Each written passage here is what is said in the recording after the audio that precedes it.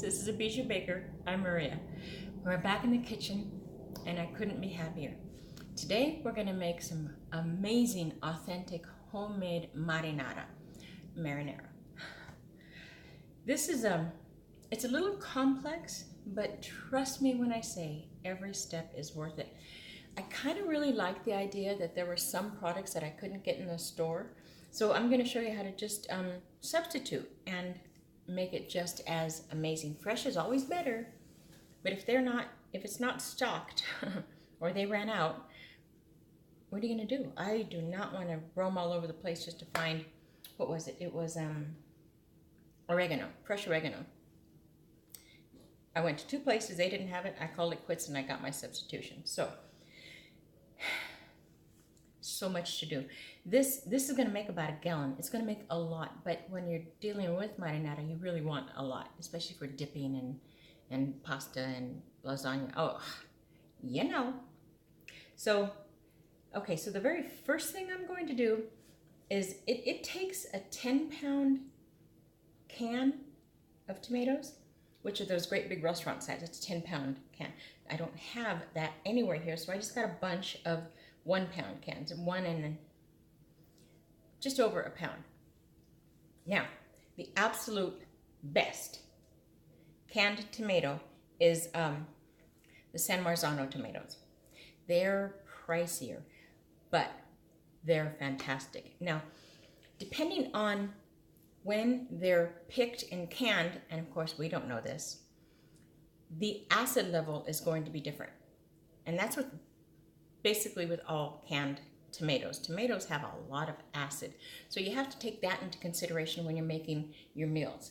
And when you're leaving it in, you leave your pasta, your spaghetti sauce or whatever in a plastic Tupperware container, it turns pink. A lot of that is from the acid.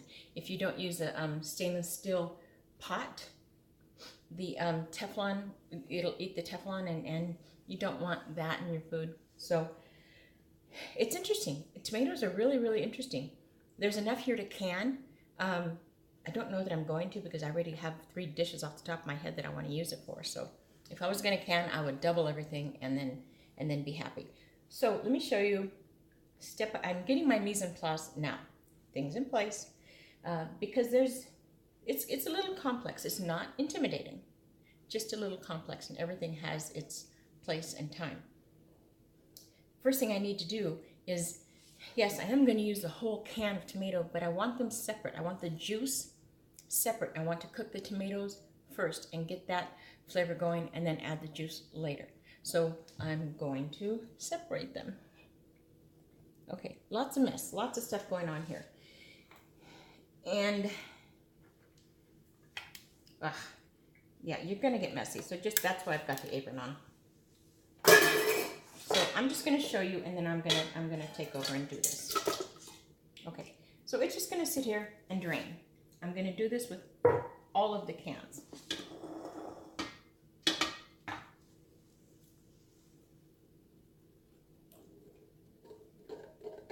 And I'm going to go back and scrape all that stuff. I'm not leaving anything on the plate. So it will drain, and it's going to take a while.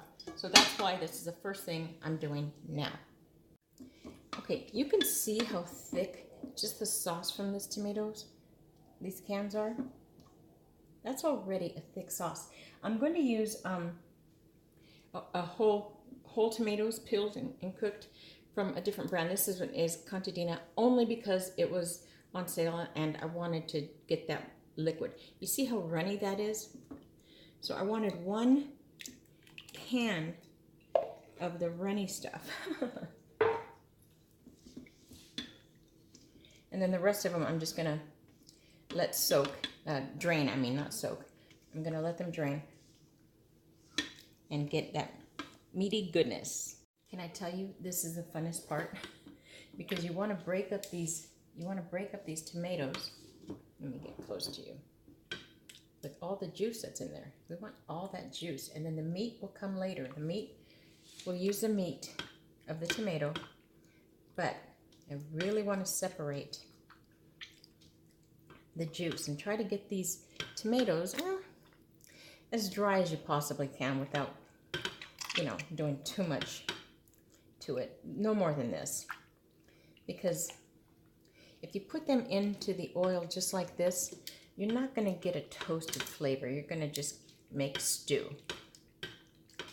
So I'm going to drain, and I'm just kind of poking it and emptying the juice that's in the middle of it and separating it. I'm going to work at this for a bit.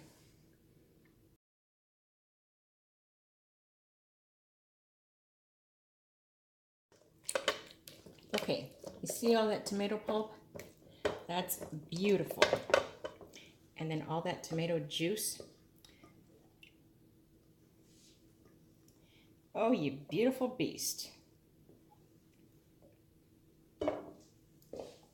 This will get me about,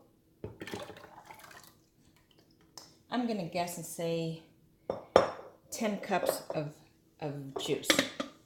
Now, you don't want to use just canned tomato juice. It's a completely different, it's a flop. There's so many other things in it that, yeah, you just want maybe roasted tomatoes or whatever you want, but really do stick with the tomatoes and separate them like this. And this baby right here is going to do you real proud. And I just because I didn't get my bowl in place, I put the tomatoes back in here. So I'm gonna pop these here. They're squeezed, and I'm just gonna go for one more round of juice, and then because I want this, as like I said, as dry as I can get it. So one more time, and then we'll proceed. The mise en place, that's the hardest thing in this recipe. Once you have everything in place, though, as always, it's just going to fly out real quick. And it's really quite a lot of fun. Okay. There's a lot of chopping and dicing and such for this recipe. Again, mise en place will be the most time-consuming part. I'm going to show you how. I'm going to use fresh tomatoes too. I'm not a tomato fan, but I do becoming more and more okay with it. I'm going to show you how to cut these in a julienne style, specifically for this. I want the tomato. I don't want the insides. So we're going to move it. All right, I'm going to take off the top part, and I'm going to take off the bottom part. This part is really easy. So then I come inside, and I'm just going to kind of spin it around.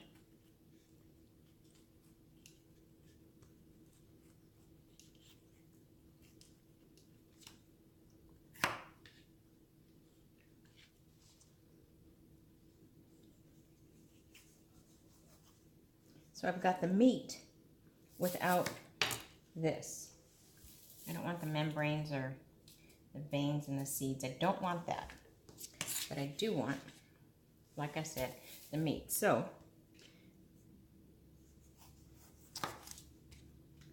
and I did that one a little bit backwards as I'm cutting it. I realized you come here to one point and slice it down.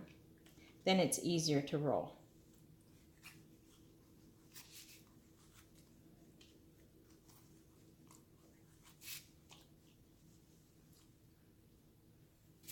Okay, and then I'm just gonna cut these. That slimy stuff that's in the tomato, that's never been a thing I like. So,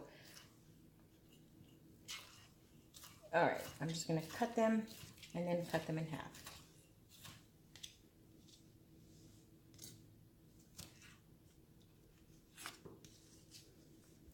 That's it. If you want them bigger, that's fine. And then again with this particular recipe, you have your options. You can either leave it exactly as it is, or you can use an immersion blender or a mixer, not a mixer, an immersion blender or a blender, and make it really like a puree, whichever you choose. There's a lot of options with this recipe, which is why I really like it, because it's really versatile. for a good chunky spaghetti sauce, that's what you want right there. So I've got 4 large tomatoes. Well, look at the size of my hand. So I've got 4 of these with just the tomato meat.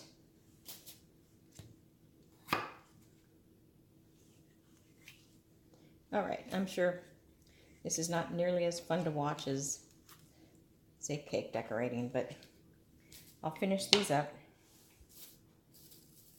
show you the ingredients, and then we're gonna play.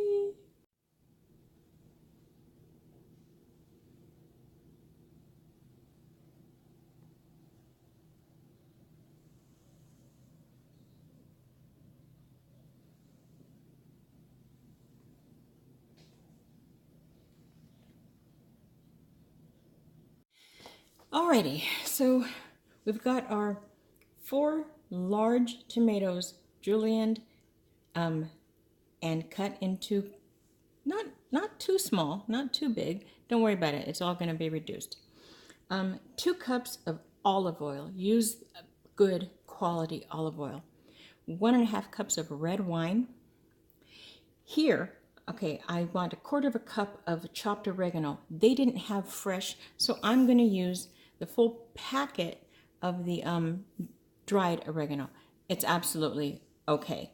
I've got about 12 large garlic cloves that I've chopped up fairly roughly. They'll start to, dissolve as they cook. I've got half a large onion chopped. Again, this is going to get translucent and really, really almost dissolve in the cooking time. I've got 1/4 cup of, this is a 1/2 cup of parsley, flat Italian parsley. I've got 2 tablespoons of fresh cracked pepper, 2 tablespoons of onion powder, 2 tablespoons of garlic powder, 2 tablespoons of salt, and here is my little trick right here is 2 tablespoons of herb de Provence. And then they asked for fresh basil. The store did not have any, so I'm going to go ahead and use a tube of the whole tube of this. And this stuff is really good. I love cooking with this. There's no way you can, I don't taste much different, so I'm going to go ahead and go with that. And then you've got the 10-pound can, or 10 pounds of the tomatoes. San Marzano are the best tomatoes to use. Go ahead and pinch on other things, but try not to pinch on that one. Separated and drained. I've got the meat at one side, the meat of the tomatoes, and then I've got the juice on another side. They just didn't fit here. The last thing I'm going to put aside, I'm not even going to give an ingredient for this because I don't know if it's going to be needed, is just granulated sugar. If the acid content is too high, I want to add sugar. Otherwise, I don't want to add it. I won't know until it's almost done and at its last cooking step. So if I need it, I'll put it. If I don't, I won't. Okay, the fun begins. A lot of ingredients, right? Not really, huh? I'll say a little for those who might be intimidated by it, but don't be intimidated. Take your time to do these, to do your mise en place, and then little by little, it's done. Now, the celery, the onions will pretty much dissolve, okay? So my daughter, who cannot stand onions, they'll dissolve, so she'll eat that. I'm putting in my 2 cups of olive oil. My pan's getting hot. I want it hot, but I don't want it to burn. The celery, what I did was I wrapped it in a little bundle, and then I'll hang it onto the pot so that I'll get all the flavor, and then I can take it out and, she'll still eat it. But I get the flavor, and then we don't have to deal with her not being able to eat it. So I'm going to go ahead and just keep the camera on this beautiful pot and not this beautiful pot, and then we'll follow along. So I've got the oil cooking in here, and I want it to where it's just about ready to smoke. There we go. I can see the smoke. I'm going to put in the onions.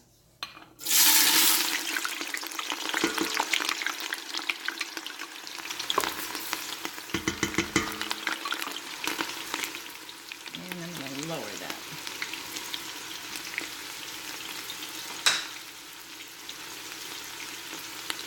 And the garlic.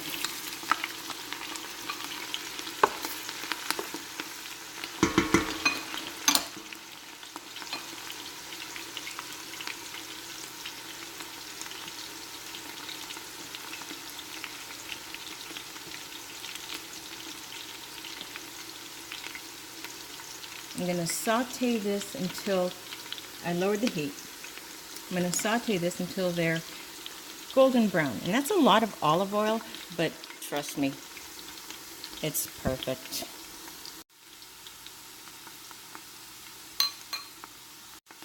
All right, I'm going to add the parsley, the oregano, salt, pepper, onion powder, garlic powder, herb de Provence.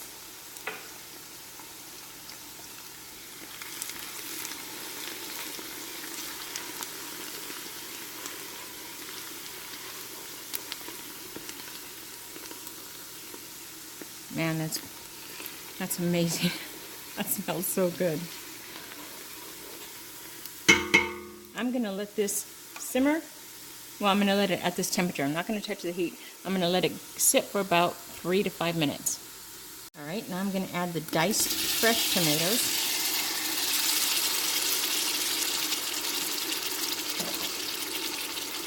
This part's going to go pretty fast.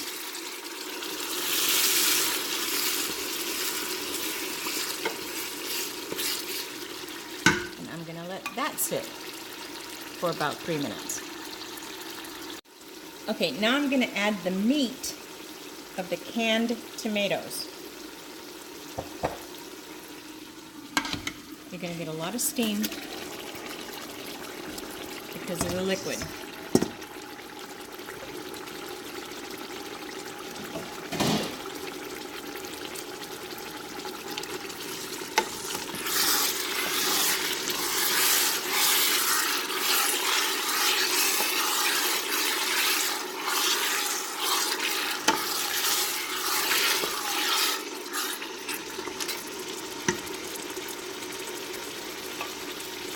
I'm going to lower this and I'm going to let it simmer for about 10 minutes.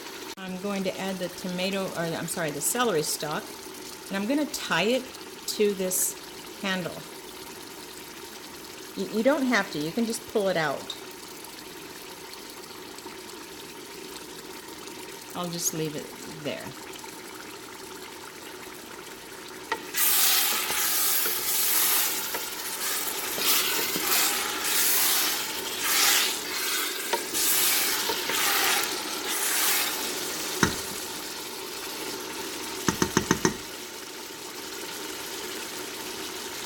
I went ahead and covered the celery stalk just to pull all the flavor from it. Okay, now I'm going to pour in the red wine. And you really do want to use a good quality red wine here. If you can drink it, you can cook with it. You probably don't want to use Boone's Farm. Well, I just dated myself, didn't I? And at this point, scrape the bottom. Look at all those amazing colors, which means those amazing flavors. So I'm going to cook this until the wine reduces to about 75%. That way I'm getting flavor without the alcohol. I'm burning out the alcohol. Now, let's say you want to make this, but you don't want to use alcohol at all. Strange enough, a great substitution is a good quality grape juice. That's what I would use. If I wasn't going to use alcohol, I would use a good quality grape juice. the bottled kind. I mean, look for not a kid's grape drink. That's got a bunch of sugar and stuff. That's not what you want. You want just pure grape juice. And this will sit.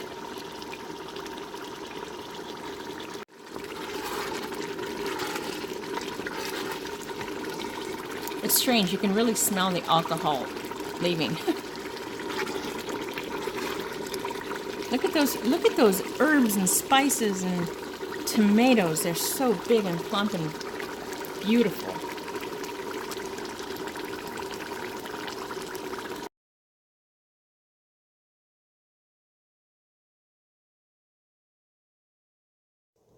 Okay, so I totally goofed. I had the camera on the wrong setting, so you saw this other stuff fast forward. What I did was I just emptied the juice from the canned tomatoes that I separated, and I put it in. I had it on fast forward, guys, sorry. Now I'm just going to add the basil. This stuff is great. I do love cooking with it. I'm going to use the whole tube.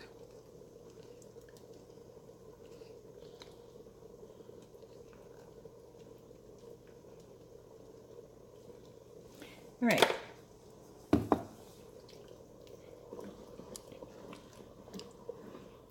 Look at that. Look at, oh, that looks so good. It smells like one of the best Italian restaurants I've been to. All right. That's it. I'm going to cook this on a low medium, covered for about an hour. Oh man, check this stuff out. That's just beautiful, and it smells amazing.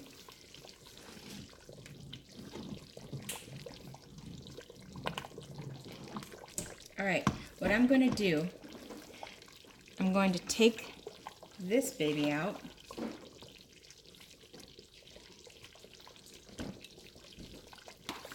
Make sure there's no other ones hidden in there. And then I'm going to use my immersion blender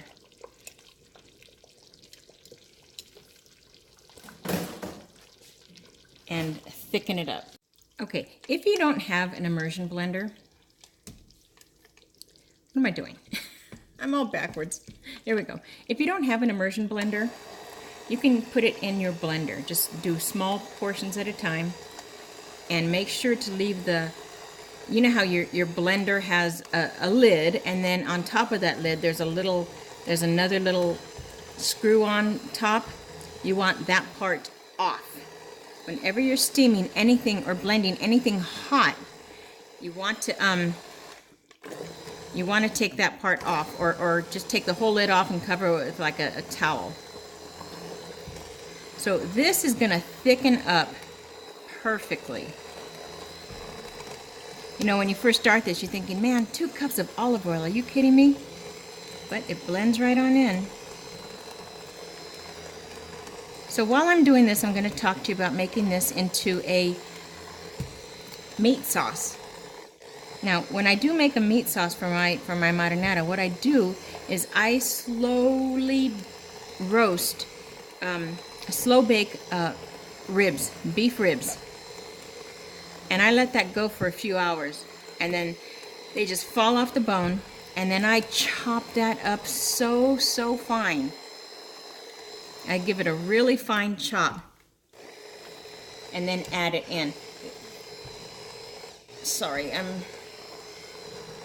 struggling with my right hand today.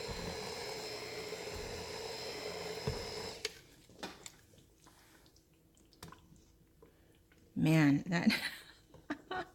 I wish you were here. All right, let me finish this up. Hello, beautiful. All the bits and pieces, or even the pieces that might be a little chunky, I'm okay with that. I'll probably run it again just because I'm a little particular like that. And then I'm going to let this sit on a very low heat for probably half an hour.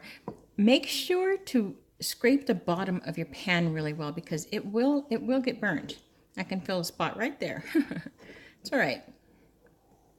You just don't put that in your bowl, right?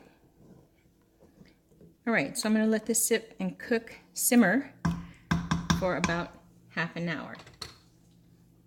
Okay, so this is done. This is done and it's ready to go, and it looks perfect. It smells amazing. Now, the last thing I need to do is I need to test it. I need to taste it, because this is where I'm going to add the sugar if I need it.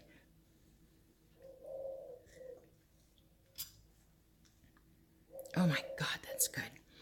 I can taste the acid. So I'm going to put, for this big batch, I'm going to use probably about, I'm going to start off with like 2 tablespoons of sugar. You don't need a lot. You really don't need a lot. You're not trying to make it sweet. You're just trying to balance the flavors. And it's amazing. This is the point where you're going to start messing up your sauce by adding more salt or adding more of this or adding more of that. Don't do that. If you're going to add anything, add a little bit of sugar. If it's still not right, add water. Believe it or not, water in this particular case is what's going to bring it all together. This baby is hot.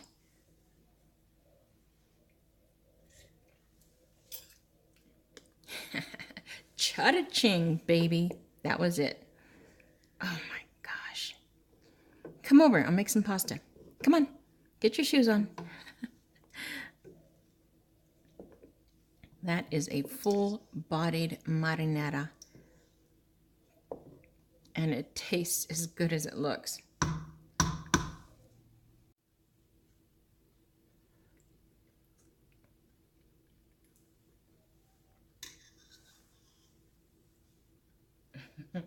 It's a trip. That little bit of sugar, it brought complete balance to everything. It's not sweet.